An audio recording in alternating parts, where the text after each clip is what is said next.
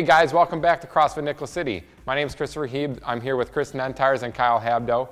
Thanks so much for making our last video a super huge success, tons of hits. Hopefully you find this one before you attempt 16.5.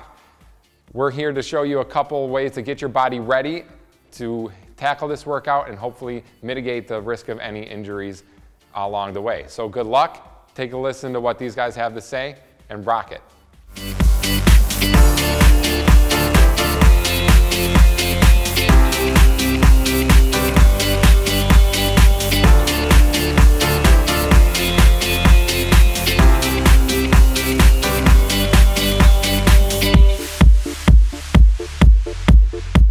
So our first one is going to be a shoulder clock. This is a fantastic exercise to open up the trunk and shoulders.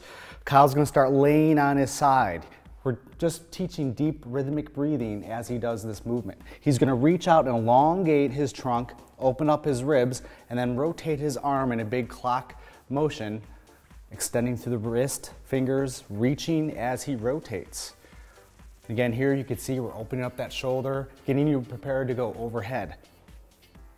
There's a lot of thrusters involved, so this is a great way to start opening up the rib cage and enhancing the mobility in the capsule of the shoulder to prepare for all those thrusters. Great.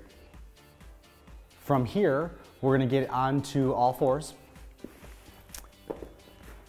And we're going to get wrist and hip mobility while still continuing to focus on breathing. So he's going to extend his wrist, so his fingers are pointing behind the body. We're going to get the toes deep underneath us, and we're going to extend one leg out to the sides. From here, he's going to sit back into a hip hinge while he's maintaining wrist extension. So here we're getting wrist extension, a little bit of hip separation, hamstring involvement as well, with some deep breathing. And we're going to hold this position for 30 to 60 seconds on each side.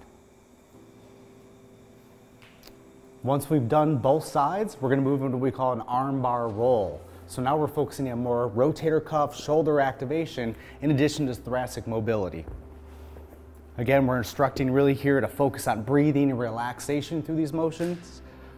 Relaxation will breed mobility, and at the end of the day, that's what we're about here. Really thinking ground-based mobility, thoracic rib cage, spine, hips, all that good stuff. Kyle's gonna roll onto the right side of his body.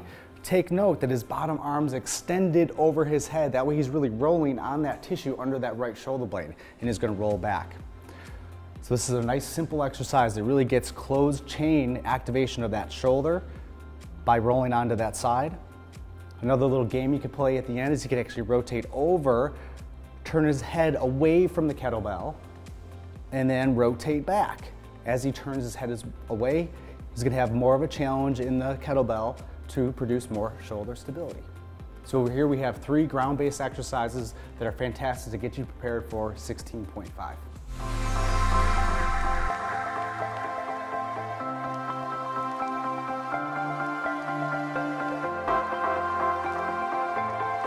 Now that we've opened up the rib cage and done some nice ground-based mobility, we're going to activate the center of our body. By activating the center of the body, at this point, we're actually going to get increased stiffness in the spine, which will make our next sequence of hip mobility that much more valuable. We're going to start in a forearm plank position, and we're just going to do a forearm plank with leg raises. The key to this is maintaining a nice neutral spine and a brace. He's going to lift his leg up, alternating, slow and controlled. Again, moving slowly, moving controlled will help not only maximize breathing, but maximize the idea of turning and activating these muscles on. It's 8, 10, 12 reps on each side, maintaining that nice plank position. From here, we're gonna come down to the knees, and we're gonna extend our arms, and we're gonna do what we call a shoulder tap. Now we're getting top-down anti-rotation. Here, Kyle's gonna push the ground away and touch the opposite shoulder. We're getting top-down rotation, again, to increase stiffness for overhead motion, as well as enhancing hip and ankle mobility as we get into that sequence next. Again, here you're 8, 10, 12 reps on each side. Not enough to fatigue you, but enough to reinforce and activate that pattern of core activation.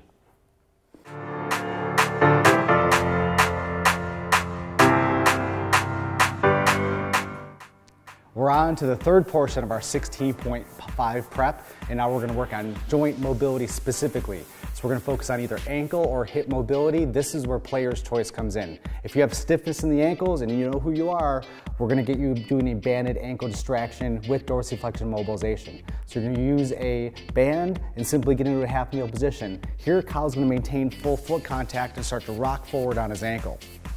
It's important here, and one really great key that makes this exercise even that much better is that when he pulls himself forward, he's using the muscles in the front of his shin. So he's actually pulling forward through the ground to drive that knee over the toe. This is a nice ankle mobilization to improve your squat pattern for all those thrusters you're about to do. Next, we're gonna roll over into a quadruped position and put the band up around your hip. If you're tight in the hip and you have trouble getting through the hip during your deep squat, this is gonna be your exercise of choice in this sequence. The band's gonna go up near the hip. Kyle's gonna brace his core, and then he's gonna sit back into that squat position. So here I'm getting a nice lateral hip glide, and then a squat pattern, really moving that femur on the pelvis to open up that hip for a squat. We can come in and out of that position, and now another little key here is you could also rotate the pelvis and do like a cat camel in this position. That little cat camel motion will further separate the pelvis from the femur, opening up, distracting that joint, getting that joint capsule loose to prepare for a squat.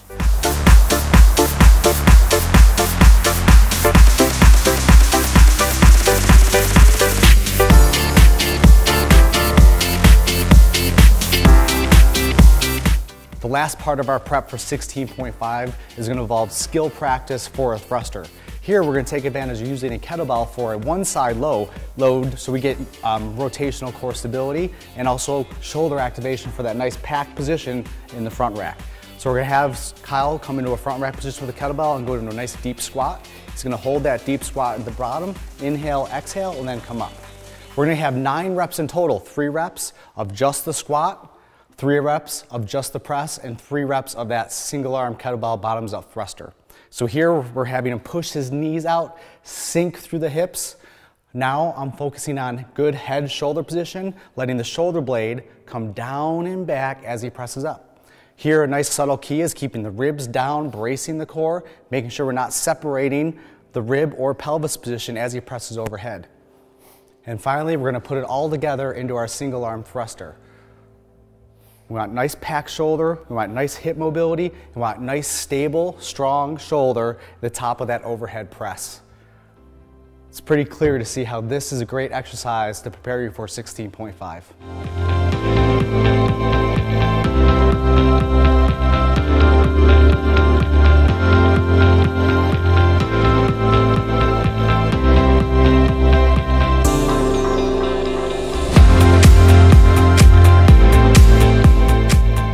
The first thing we're going to talk about during recovering from 16.5 is recovery breathing.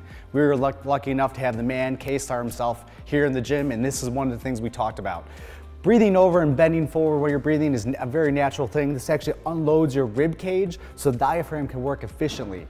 But you don't want to be in a bad position. When you're recovery breathing, you want to have the spine extended in neutral. You want to have the knees pushed out and the shoulders down so you can maximize that big, deep diaphragmatic breath. This is a good position for recovery breathing during the workout as long as you're maintaining good joint positions and biomechanics.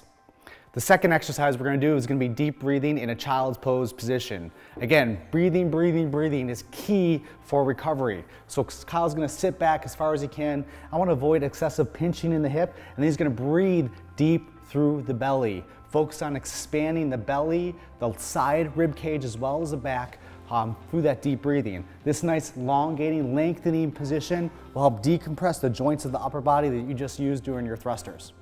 So here are 2 exercises that use recovery breathing as well as deep breathing in child's pose position to help enhance post-workout mobility.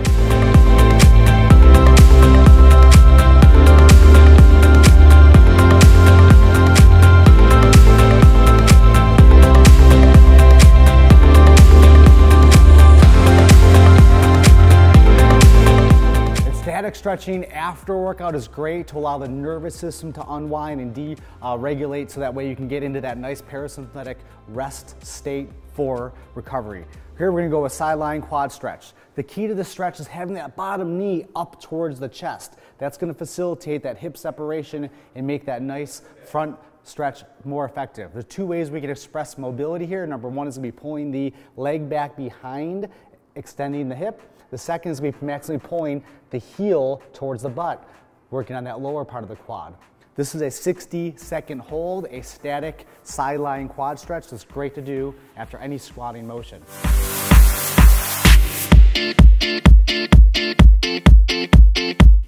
The last thing we want to do to unwind our body and again enhance relaxation and decompression through the tissues is rolling on the ground. We're simply going to roll on the ground and we're going to have Kyle use an upper body dominant roll where he's reaching up and over, keeping his lower body relaxed. Here he's getting a nice joint separation and lengthening the trunk. He's relaxing to the ground. You need to force relaxation after your workout to drive recovery. Kyle's going to reach up and back, really reaching with the eyes, following the eyes with the hand with the eyes and reaching up and over. Give me one more. We're going to do about 5, 6, or 7 on each side. Want to make sure the legs stay relaxed and work on elongating and stretching the trunk through our upper body dominant rolling pattern.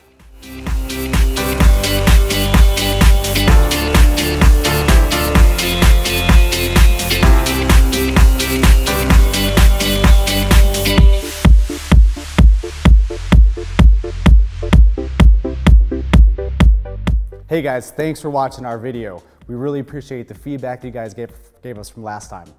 This time, we want you to leave your time and any comments you have about the videos. We want to hear how it went for you. Keep CrossFitting, stay healthy, and move well.